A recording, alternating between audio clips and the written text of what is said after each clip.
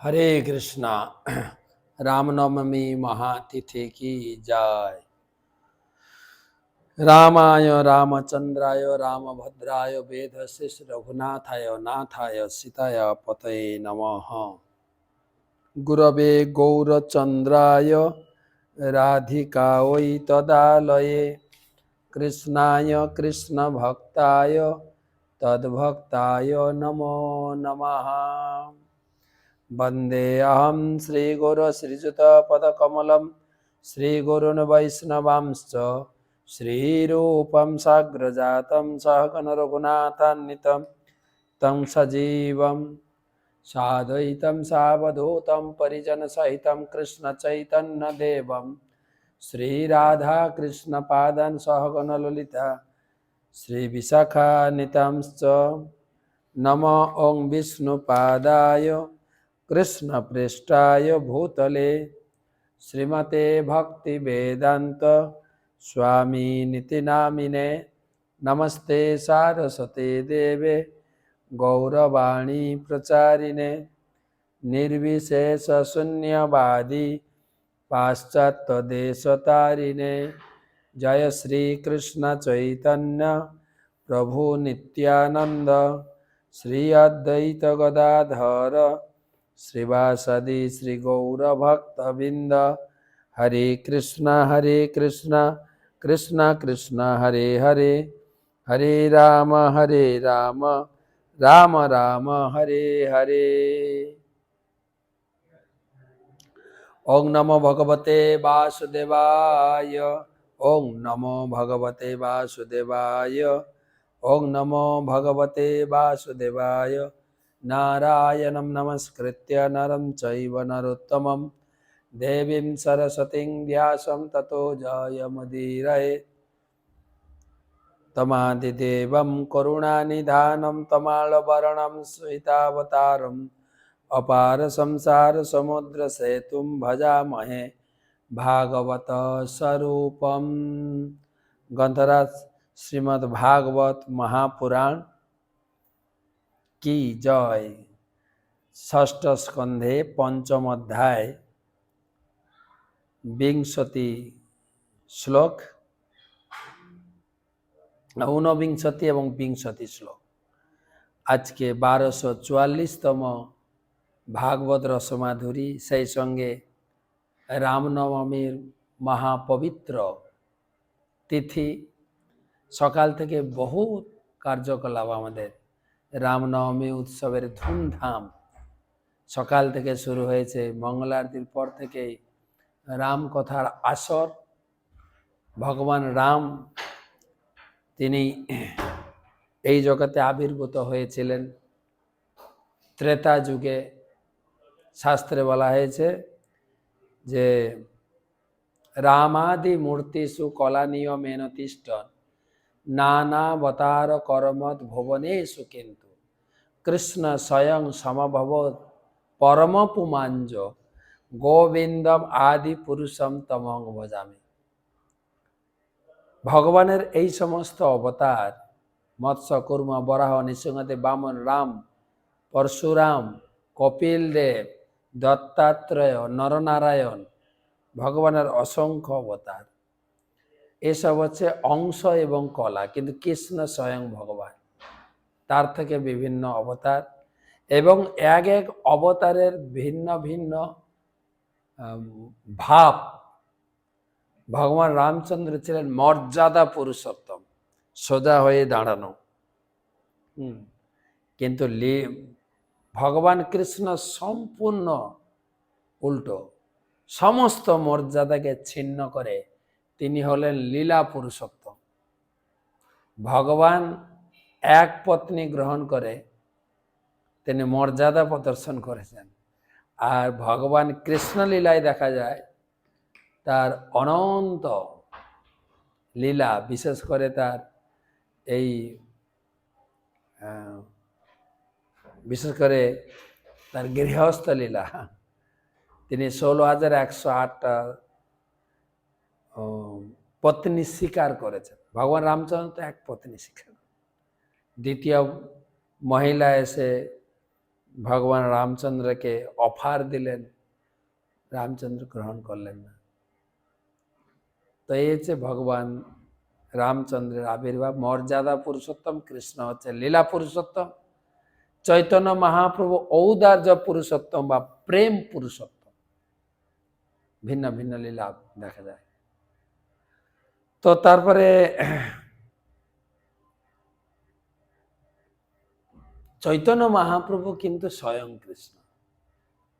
শ্রী চৈতন্য মহাপ্রভু, শ্রী চৈতন্য মহাপ্রভু লীলাতে দেখা যায় যে যদ ব্রহ্ম পনিষদি তদপশ্যতনু বা আন্ত অন্তর জমি পুরুষ সৌসাংশয় শিব ষড়ৈশ্বর্য পূর্ণ ইয় ভগবান স্বয়ং ন চৈতন্যাৎ কৃষ্ণাৎ জগতি পরতত্ত্বং পরমিহ। চৈতন্য মহাপ্রভু পরতত্ত্ব পরমিহ।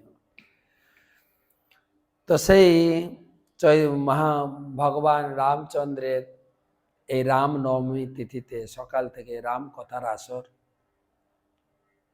সেটা বিষয়ে একটু আলোচনা করব। আগে দুটো শ্লোক পড়ে নি ভাগবতমের, যেটা নারদ মুনির হিয়ালি বাক্য ছিল হর্যস্বদের প্রতি। দুটো শ্লোক বাকি থেকে গেছে। নারদ মুনি কি বলতে চাইলেন, 19-20 শ্লোক পড়ার আগে গুরুদেবের চরণে প্রণাম নিবেদন করে তার অহিতুকী কৃপা আশীর্বাদ প্রার্থনা করি।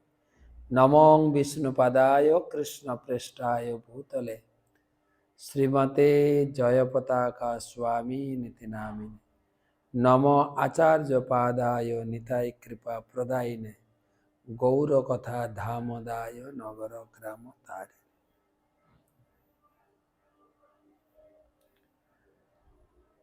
ঊনবিংশতি শ্লোক। কালচক্রং ভ্রমিত তীক্ষ্ণম সর্বম নিষ্কর্য জগৎ স্বতন্ত্রমবুধস্যেয় কিম সৎকর্ম ভীর ভবেত। সবগুলো ছিল কিন্তু কর্ম ভীর ভবেত আগের সবগুলো শ্লোক। কালচক্রং ভ্রমিত তীক্ষ্ণম সর্বম নিষ্কর্ষয়র জগৎ স্বতন্ত্রমবুধস্যেয় কিম সৎকর্ম ভীর ভবেত।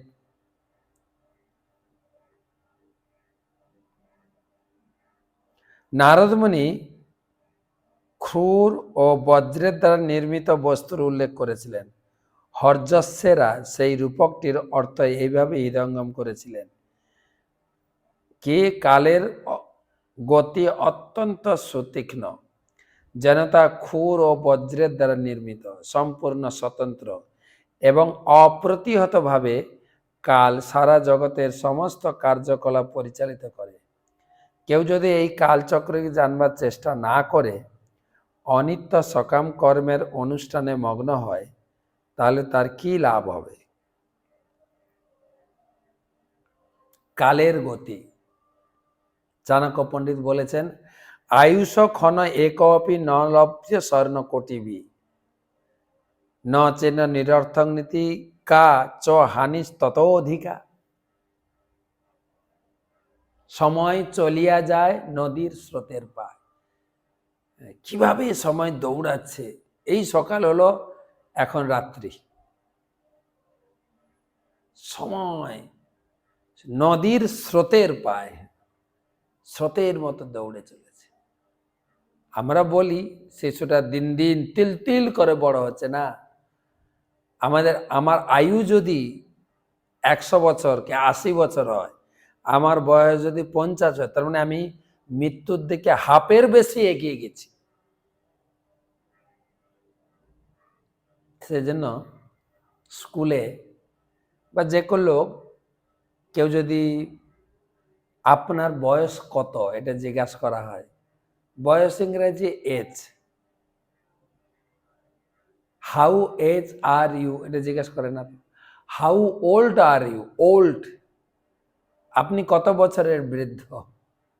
আমরা কখনো কখনো ছোট নাতনি বা ছোট মেয়েকে আদর করে ডাকে, এই বুড়ি এদিকে আয়। কথাটা আমরা আদর করে বলি, সেও খুব আদর মাখা সুরে গ্রহণ করেন। কথাটার অর্থ হচ্ছে তুমি কত বছরের বুড়ি, হাউ ওল্ড আর ইউ। তো এখানে বলছেন এই কাল সম্বন্ধে জানা উচিত, কিভাবে কাল সবকিছুকে নষ্ট করে দেয়। এই শরীর ধীরে ধীরে বুড়ো হবে, নষ্ট হবে, কালের গতিতে, তীব্র গতিতে ছুটছে সবকিছু জিনিস।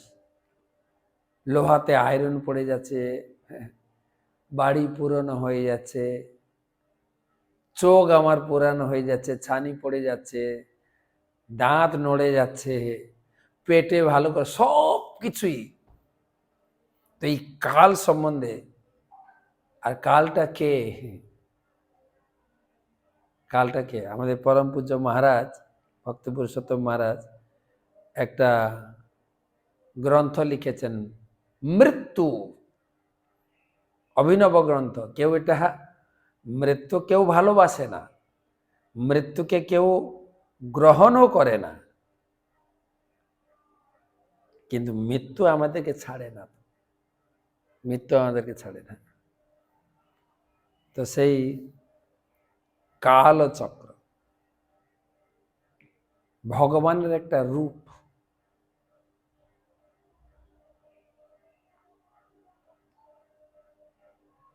তো এখানে নারদ মুনি সেটা বলছেন, কালের গতি ভালো করে জানা উচিত।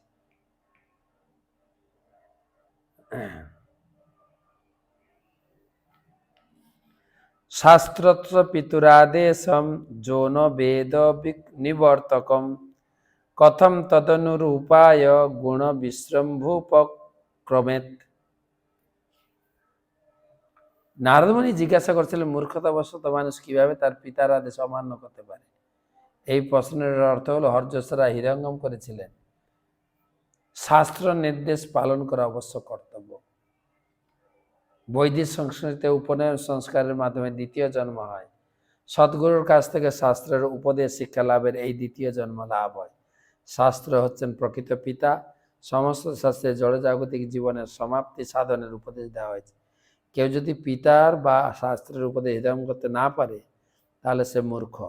জড়দেহে পিতার যে আদেশ পুত্রকে জড়জাগতিক কার্যকলাপে প্রবৃত্ত করে, তা পিতার প্রকৃত উপদেশ নয়। দুটো জিনিস দুটো শ্লোকে বলা হলো, একটা হলো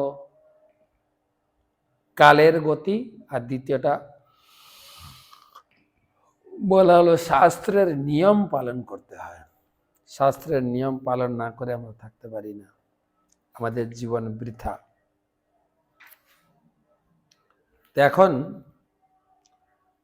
পরবর্তী শ্লোকগুলোতে বুঝবো যে হর্যশ্বরা এই নারদ মুনির হেয়ালিপূর্ণ উপদেশ শ্রবণ করার পর তারা তো উপলব্ধি করেছিলেন নারদ মুনি কি বলতে চাইছেন।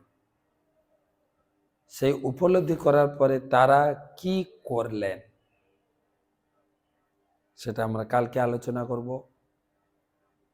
এখন আজকাল পরশু খুব গুরুত্বপূর্ণ দিন। আজকে তো রামনবমীর ধুমে কেটে গেল। হ্যাঁ, সকাল থেকে বললাম রাম কথা, দুপুরে রামচন্দ্রের অভিষেক, আর একটা খুব জাঁকজমক অনুষ্ঠান যুক্ত হলো সন্ন্যাস দীক্ষা। আমাদের গুরুদেব পরম পূজ্য শ্রী শ্রীমৎ জয়পতাকা স্বামী গুরু মহারাজ বাংলাদেশের একজন ব্রহ্মচারী, চারুচন্দ্র দাস ব্রহ্মচারী, যিনি বাংলাদেশে আমরা অভিভাবক বলে ডাকি, খুব দায়িত্বপূর্ণ ব্যক্তি। সমস্ত মঠ মন্দিরের দায়িত্ব নিয়ে তিনি দিন রাত ছুটে চলেছেন। সেই মন্দিরের দায়িত্বপ্রাপ্ত সমস্ত বাংলাদেশের একমাত্র চন্দ্র বলা যায়, তিনি সন্ন্যাস জীবনে প্রবেশ করলেন। তার নাম হলো শ্রী শ্রীমৎ চারুচন্দ্রপুর নাম ছিল, এখন নাম হলো শ্রী শ্রীমৎ ভক্তিময় নিতাই স্বামী মহারাজ। তো সেই তার একটা বড় অনুষ্ঠান এর সঙ্গে যুক্ত হলো। তারপরে বৈষ্ণব ভোজন, আর সেই সঙ্গে আমাদের বিকালে রামচন্দ্র ভগবানের শোভাযাত্রা বা রথযাত্রা বলতে পারে, তারপরে গুরু মহারাজের চৈতন্য ক্লাস, তারপরে আমার ক্লাস, এই নিয়ে বেশ রাম চিন্তায়, রাম ভাবনায় ভাবামৃত, মায়া রামাময়। তো ভগবান রামচন্দ্র তিনি এসেছিলেন ত্রেতা যুগে। প্রত্যেক ভগবানের আবির্ভাবের একটা রহস্য থাকে। যেরকম ভগবান কৃষ্ণ এই জগতে যখন আবির্ভূত হলেন, দেবকী বসুদেবকে কেন্দ্র করে কংস তাকে কারাগারে রাখলেন। হ্যাঁ, প্রত্যেক ভগবান রামচন্দ্র যেভাবে আবির্ভূত হলেন, কোন এক পুরাণের, আজকে পরম পূজ্য আমাদের শ্রী শ্রীমৎ ভক্তি পুরুষোত্তম মহারাজ তিনি বর্ণনা করেছিলেন যে ভগবান রামচন্দ্র তার আবির্ভাবের একটা মজার রহস্য শোনা যায়। একবার নারদ মুনি ঘুরতে ঘুরতে ঘুরতে ঘুরতে হিমালয়ের একাংশে পৌঁছালেন। সেখানে ধ্যান তপস্যা করে তিনি সম্পূর্ণরূপে কাম ভাব থেকে মুক্ত হয়েছিলেন। কিন্তু মজার ব্যাপারটা হলো তিনি অত্যন্ত অহংকারী হয়ে গেলেন, আমি কাম থেকে মুক্ত হয়ে গেছি। সব জায়গায় বলে বেড়াচ্ছে আমাকে কাম কিছু করতে পারবে না। কিন্তু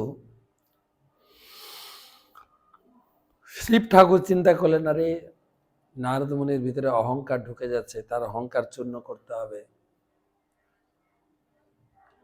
তো তিনি আসলে ওটা তো নারদের কোনো কৃতিত্ব ছিল না, আসলে ওই জায়গার একটা কৃতিত্ব ছিল।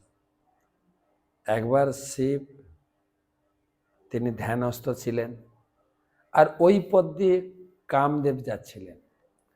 কামদেবের কাজই হচ্ছে লোককে কামে প্রভাবিত করা। 3টা স্বর মেরে কাম বান, পঞ্চবান মেরে তাকে লোককে কামে প্রভাবিত করা। আর সে মজা করে শিবের দিকে 5টা বান নিক্ষেপ করেছিলেন, কাম বান। শিব চোখ খুলে দেখলেন, আরে আমাকে কামের দ্বারা বিচলিত করতে চাইছে। শিবের ক্রোধাগ্নিতে কামদেব ভস্মীভূত হয়ে যান। আর অতি প্রার্থনা করেন কামের স্ত্রী, ধীরে তারপরে তিনি শরীর প্রাপ্ত হয়েছিলেন পরে। তো কিন্তু তিনি কামদেবকে বললেন যে তুমি সবকে কামে প্রভাবিত করো, কিন্তু আমার এই জেলার এই এরিয়ার ভিতরে কামের কোনো প্রভাব কার্যকরী হবে না। শিবকে কি করে কামে প্রভাবিত করবে? শিব নিজের স্ত্রী মায়াকে তিনি বশীভূত করেন, মায়াকে কোলে বসিয়ে তিনি ভাগবত পাঠ করেন, আর বড় বড় মহর্ষি, দেবর্ষি, রাজর্ষিরা বসে ক্লাস শুনে। তো সেই জায়গায় গেছিলেন যে এই জায়গার ভিতরে এলে কাম ভাব থেকে সম্পূর্ণ মুক্ত হয়ে যায়, দিব্য আনন্দে থাকবে। সে জায়গার প্রভাব, নারদ মুনির কোনো প্রভাব ছিল না। তো শিব এক মায়া নগরীর সৃষ্টি করলেন। সেই মায়া নগরীর রাজ্যে নারদ মুনি প্রবেশ করে গেছেন। সেখানে গিয়ে শুনছেন রাজার রাজকন্যার স্বয়ম্বর সভা হবে, স্বয়ম্বর সভা। তো তখন তিনি চিন্তা করলেন যে স্বয়ম্বর সভা হচ্ছে, আমি যাই। তো স্বয়ম্বর সভাতে রাজারই রাজকন্যার স্বয়ম্বর সভা ছিল। যাই, যেই রাজ দরবারে পৌঁছেছেন, রাজকন্যাকে রাজা নিয়ে এসেছেন যে আমার মেয়ের স্বয়ম্বর সভা, বিয়ের ব্যবস্থাপনা, আপনি ওকে আশীর্বাদ করুন। নারদ মুনি আশীর্বাদ করতে গিয়ে সেই রাজকন্যাকে দেখে এত প্রভাবিত হয়েছে, আমি বিয়ে করব। তো ওখান থেকে সরাসরি গেছে বৈকুণ্ঠে। নারায়ণ নারায়ণ নারায়ণ। বৈকুণ্ঠপতি নারদ বলছেন, নারায়ণ বলছেন দেবর্ষি, বলছে প্রভু একটু জল দেখি, হে প্রভু, যে আমি বিয়ে করতে চাই, আমার শরীর, আমাকে আশীর্বাদ করুন, আমার এখানে আচমনে চলে যান, আমার শরীরটা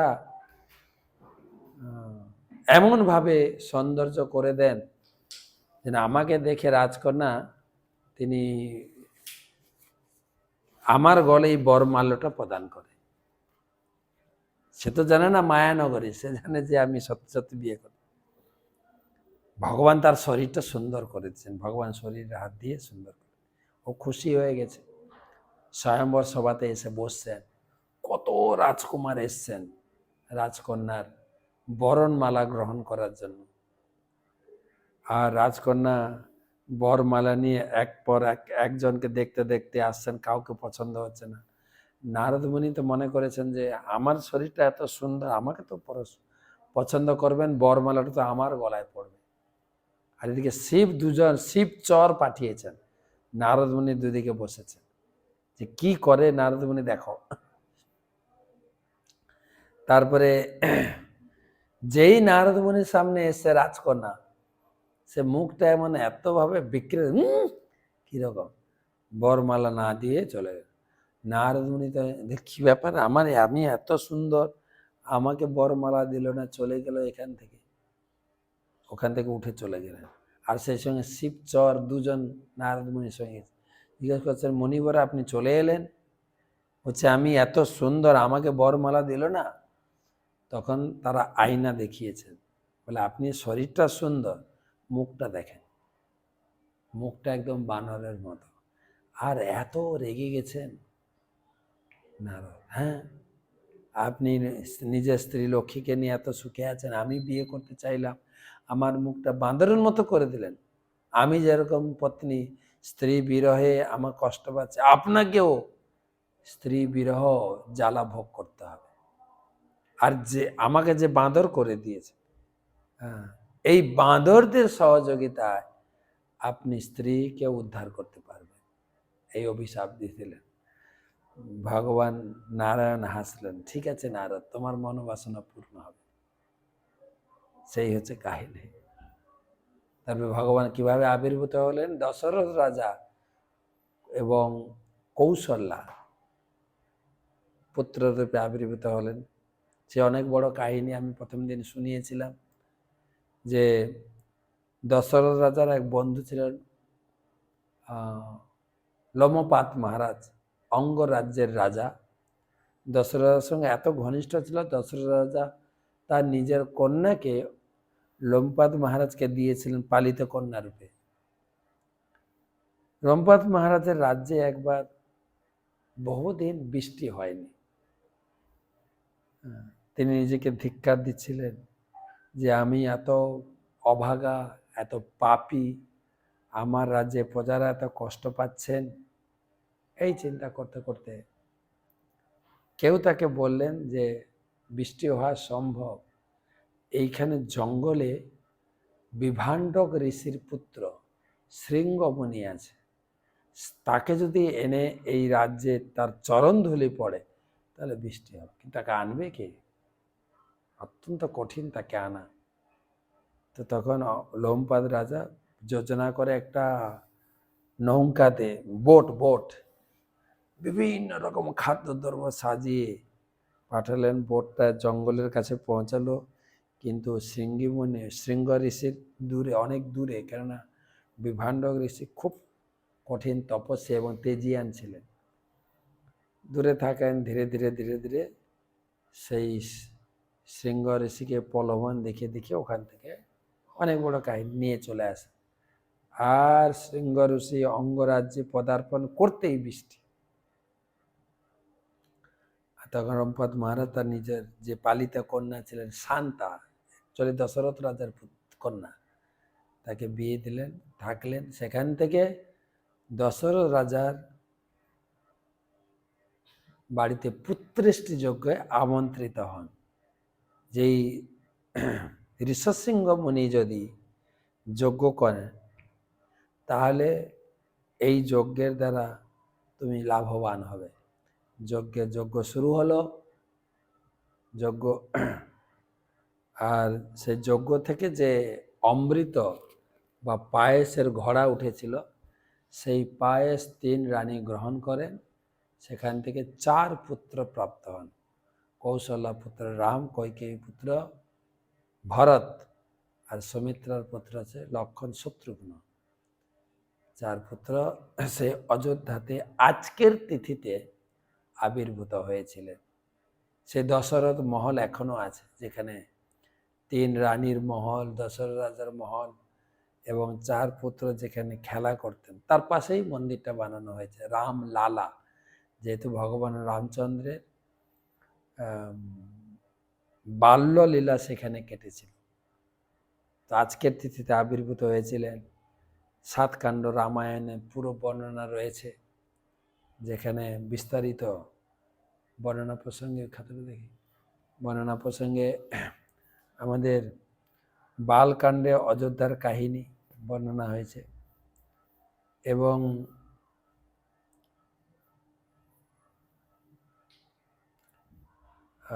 এবং বালকাণ্ডের পরে অযোধ্যা কাণ্ডে ভগবান রামচন্দ্রের অযোধ্যা নিবাস এবং রাজ্য অভিষেকের প্রস্তুতি,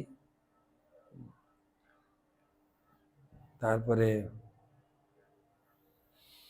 অরণ্যকাণ্ড, অভিশপ্ত না, পিতৃসত্ব পালনের জন্য তিনি 14 বছর বনবাস, তারপরে কিষ্কিন্ধা কাণ্ড, তারপরে সুন্দরকাণ্ড, যুদ্ধকাণ্ড, উত্তরকাণ্ড, এ সমস্ত বর্ণনা 7 কাণ্ড রামায়ণে ভগবান রামচন্দ্রের বিস্তারিত বর্ণনা সেখানে করা হয়েছে। এবং ভগবান রামচন্দ্রের জীবনে বেশ কিছু শিক্ষা লাভ করা যায়, যেখানে বলা হয়েছে যে রামায়ণ পড়া উচিত, যেখানে আমাদের জীবনে কি করা উচিত ভগবান রামচন্দ্রের জীবনের মাধ্যমে শিক্ষা দেওয়া হয়েছে। সীতা দেবীর চরিত্র রামায়ণে, কিভাবে ত্যাগ স্বীকার করে রাজকন্যা, রাজবধূ হওয়া সত্ত্বেও তার জীবন বনবাসে কেটেছে। মহাভারত পড়ে জানা উচিত কি করা উচিত নয়, পাশা খেলা উচিত নয়। আমরা দেখি যে আমাদেরকে শিল প্রভুপাদ পাশা খেলতে নিষেধ করেছে। কোনো ভক্ত প্রশ্ন তুলে যে যুধিষ্ঠির মহারাজও পাশা খেলেছিলেন, আমরা কেন খেলব না? পাশা খেলার ফলে তিনি সর্বশান্ত হয়ে গেছিলেন। তিনি ধর্মপুত্র এবং ধর্মরাজ হওয়া সত্ত্বেও তার জীবনটা এইভাবে কেটেছে। আমরা যদি পাশা খেলি কি হবে আমাদের জীবন? তারপরে গীতা ভাগবতম পড়ে জানা উচিত আমাদের জীবনটা কিভাবে কাটানো উচিত, কিভাবে জীবনে ভক্তির সঙ্গে যুক্ত হয়ে আমার জীবনকে উপভোগ করা উচিত। জীবনটাকে উপভোগ করতে পারবেন ভক্তির সঙ্গে, সেটা আমরা গীতা ভাগবতম থেকে পাই। সংক্ষেপে জীবনে আমাদের কি করা উচিত রামায়ণ পড়ে পাবো, কি করা উচিত নয় মহাভারত পড়ে পাবো, কিভাবে কাটানো উচিত জীবনকে, কিভাবে ভক্তিতে উপভোগ করা উচিত গীতা ভাগবতম পড়ে পাবো। তুলসীদাস তো আরেকটু হেয়ালি করে শিখালেন। এই নারদমণি হেয়ালি বাক্য শুনছি না, তুলসীদাস আরেকটু হেয়ালি করে শিখালেন। প্রাতে স্ত্রী প্রসঙ্গাত, মধ্যাহ্নে দ্যুত ক্রীড়াচ, রাতে চৌরাগ্যগ্রণ্য, কালে যাবতী ধীমতা। প্রত্যেক পণ্ডিত ব্যক্তি, প্রত্যেক ভক্ত, প্রত্যেক বিদ্বান ব্যক্তি তার জীবনকে এইভাবে কাটানো উচিত। কিভাবে না? সকালে উঠে স্ত্রী প্রসঙ্গ চর্চা করবে, কার স্ত্রী কত ভালো, না ওটা না, তিনি হেয়ালিপূর্ণ বাক্য বলেছেন না, এর অর্থ আমরা বুঝব। দুপুরে কি চর্চা করে কাটাবেন? না দ্রুত ক্রীড়া, জুয়া খেলা, জুয়া খেলা। আর রাত্রে চোর চোর লীলা, চুরি প্রসঙ্গ, কিভাবে চুরি করা যায়, চৌরাগ্য, কালে যাবতে ধীমত, এইভাবে কাল বা সময় অতিবাহিত করা উচিত। তুলসীদাস হেয়ালি করে বোঝানোর চেষ্টা করেছে। সকালে স্ত্রী প্রসঙ্গ মানে সকালে আপনি রামায়ণ পড়বেন, রামচন্দ্রের সঙ্গে সীতা দেবীর যে ত্যাগ, হ্যাঁ, বনবাস তো রামচন্দ্রের হয়েছিল, সীতা দেবী তো নয়। স্বেচ্ছায় সীতা দেবী স্বেচ্ছায় রাজ ঐশ্বর্য রাজ সুখকে তিনি পরিত্যাগ করে প্রভুর ছায়া সঙ্গী হয়েছিলেন, প্রভুর সঙ্গে নিজের দুঃখটাকে ভাগ করে নিয়েছিলেন। এটাই স্ত্রী প্রসঙ্গাত। সকালে উঠে রামায়ণ পড়বেন, মধ্যাহ্নে দুটো ক্রীড়া আছে, দুপুরে খাওয়া দাওয়ার পর ঘুম পায় না, মহাভারত পড়বেন, শুধু গল্প কাহিনী আর যুদ্ধ। দ্রুত ক্রীড়া, কিভাবে শকুনি দুর্যোধনকে দিয়ে এই দ্রুত ক্রীড়া পাশা খেলা দিয়ে কিভাবে তাদেরকে সর্বশান্ত করালেন। তাহলে সকালে রামায়ণ পড়বেন, দুপুরে মহাভারত, রাতে চৌরাগ্য অর্থাৎ ভাগবতম পড়বেন। হ্যাঁ, চোর অগ্রগণ্য, ভগবান তিনি চুরি করেছেন, মাখন চুরি করেছেন, বস্ত্র চুরি করেছেন, মন চুরি করেছেন, হৃদয় চুরি করেছেন। রেমুড়া বালেশ্বরে তিনি ক্ষীর চুরি করেছেন। আর সমস্ত ভক্তদের তিনি পাপ চুরি করেন। তিনি গীতায় বলেছেন, কেউ যখন আমার চরণে আশ্রয় গ্রহণ করে আমি তার জীবনের সমস্ত পাপ তুলে নিই, হরণ করে নিই। তো সেটা হচ্ছে ভাগবতম, কৃষ্ণলীলা। সকালে রামলীলা, দুপুরে রাত্রে কৃষ্ণলীলা। তবে দুপুরে গল্পের চলে মহাভারত, আর ভাগবতম হচ্ছে রসবড়া, পিবত ভাগবত রসমালয়, সেটা হচ্ছে রাত্রে। তো কালে যাবতে ধীমতাম, এইভাবে আমাদের কাল বা সময় কাটানো উচিত। তো ঠিক আছে, ভগবান রামচন্দ্র সম্বন্ধে আমরা এইটুকু শিক্ষা লাভ করি, তিনি একজন আদর্শ সন্তান, পিতৃসত্য বা পালন করে তিনি বনে গেছেন। তিনি একজন আদর্শ ভাই, 4 ভাইয়ের সঙ্গে এত মিল ছিল, এক ভাই আরেক ভাইকে না দেখে থাকতে পারতেন না। এমনকি কইকেয়ী বললেন আমার ছেলে রাজা হবে, রাম তোমাকে বনবাসে যেতে হবে। ভরতও রাজা হলেন না। রামচন্দ্রের খড়ম নিয়ে এসে রাজা করলেন, তার প্রতিনিধি হয়ে রাজ্য চালালেন। ভ্রাতৃত্ব। শিষ্য বিশ্বামিত্র মুনির সঙ্গে ভ্রমণ করেছেন, কিভাবে গুরু সেবা করতে হয়। গুরুদেব যখন শুতেন তার মেসেজ করা, গুরুদেব ঘুমিয়ে পড়ার পরে ঘুমাতেন, গুরুদেব উঠার আগে উঠতেন, তার জল এনে দেওয়া, স্নান করানো, সবকিছু। আদর্শ আদর্শ পতি, কিভাবে সীতা উদ্ধার করলেন, সীতার দায়িত্ব তিনি গ্রহণ করেছেন।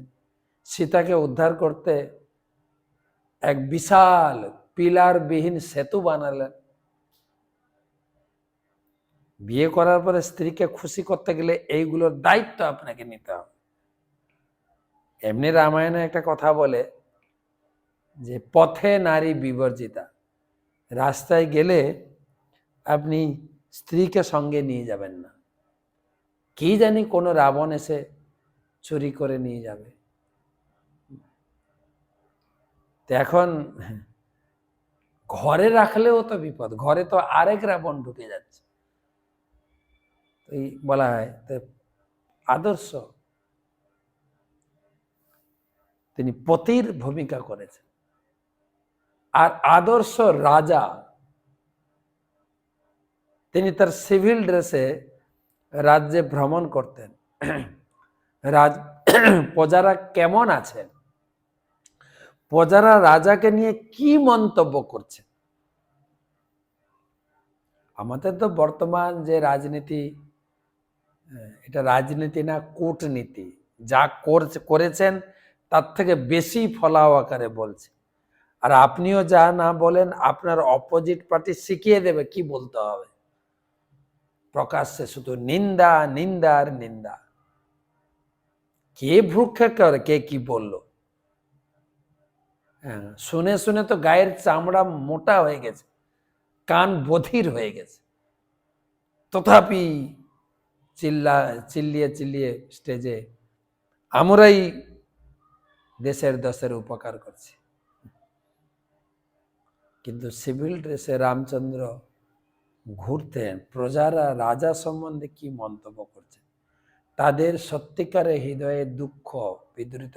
সেজন্য বলে না রাম রাজ্য, সবাই তো রাম রাজ্য চাইছেন। রামের সময় প্রজারা কতটা সুখী ছিলেন।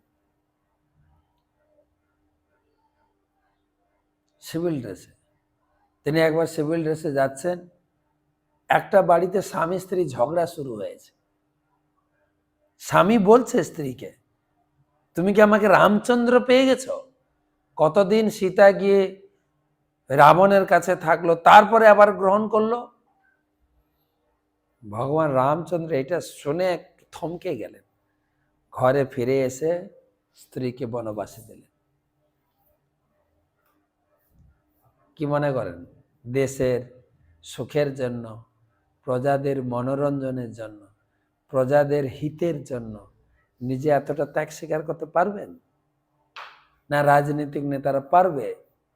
না নিজের পরিবারে নিজের স্ত্রী, নিজের পড়োশি, আত্মীয় স্বজনকে রাজনীতিতে লাগিয়ে দেওয়া। কারণ রাজনীতি একটা বড় ইনকামে পরিণত হয়ে গেছে। 5 বছর আপনি কতটা লুটে পুটে খাবেন। কিন্তু রামচন্দ্র ছিলেন আদর্শ রাজা, রাজ্যের প্রজাদের সুখের জন্য, হিতের জন্য, মায়ের পিতৃসত্ব পালনের জন্য সবকিছু ত্যাগ করেছিলেন। আদর্শ রাজা, আদর্শ পতি, আদর্শ শিষ্য, আদর্শ ভ্রাতা, আদর্শ বন্ধু। নিজের রাজ্য স্বীকার না করে তিনি লঙ্কা বিজয় করেও যে মিত্র, আদর্শ মিত্র বিভীষণকে রাজা করে দিলেন, মিত্রতার প্রতিদান দিয়েছে।